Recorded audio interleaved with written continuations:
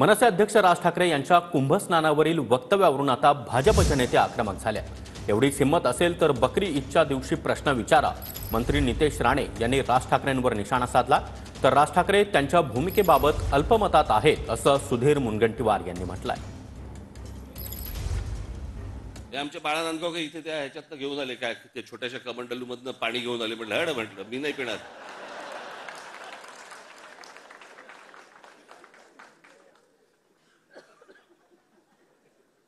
अहो मला सांगा, आता तो सोशल मीडिया आल्या पूर्वीच्या काळात ठीक होतं.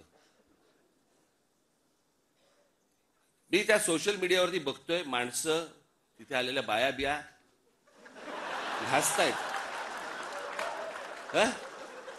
आणि बाळा नांदगावकर साहेब गंगेचं पाणी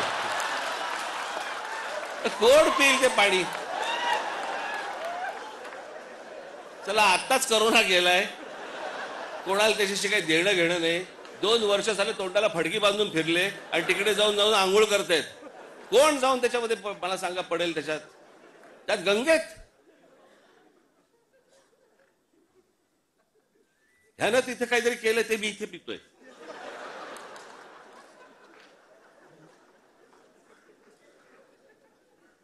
श्रद्धेला पण काय अर्थ आहे की नाही. एक नदी या देशामधली स्वच्छ नाहीये. नांदगावकर साहेबही त्यांचं ऐकत नाही या बाबतीत असं दिसतंय. शेवटी त्यांनी टीका केली तर त्यांची टीका या देशामध्ये सध्या तरी अल्पमतात आहे. कारण ज्या प्रयागराजमध्ये 66 कोटींचा आकडा उत्तर प्रदेश सरकारने जाहीर केला, याचा अर्थच असा आहे की आमचे राज साहेब हे या बाबतीमध्ये त्यांच्या भूमिकेच्या बाबतीत अल्पमतात आहे. मध्ये राज कपूरांनी चित्रपट पण काढला. लोकांना वाटली झाली गंगा साफ, त्याच्यात वेगळीच गंगा. लोक म्हणाले अशी जर गंगा साफ असेल तर आम्ही पण आंघोळ करायला तयार आहोत. अजून पण गंगा काय साफ व्हायला तयार नाही. या सगळ्या श्रद्धा अंधश्रद्धेतनं बाहेर या जरा सगळ्यातनं. डोकी हलवा नीट.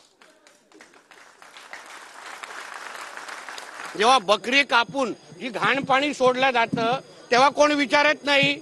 आता ह्या रमजानच्या नावाने आता मोहम्मद अली रोड या भागात जाऊन बघा, रात्री काय धिंगाणा टाकला जातोय. सगळ्या खाऊन पिऊन घाण खालती टाकतात, तेव्हा कोण विचारत नाही. सगळे प्रश्न हिंदू समाजालाच विचारायचे, सगळे प्रश्न हिंदू धर्मालाच विचारायचे.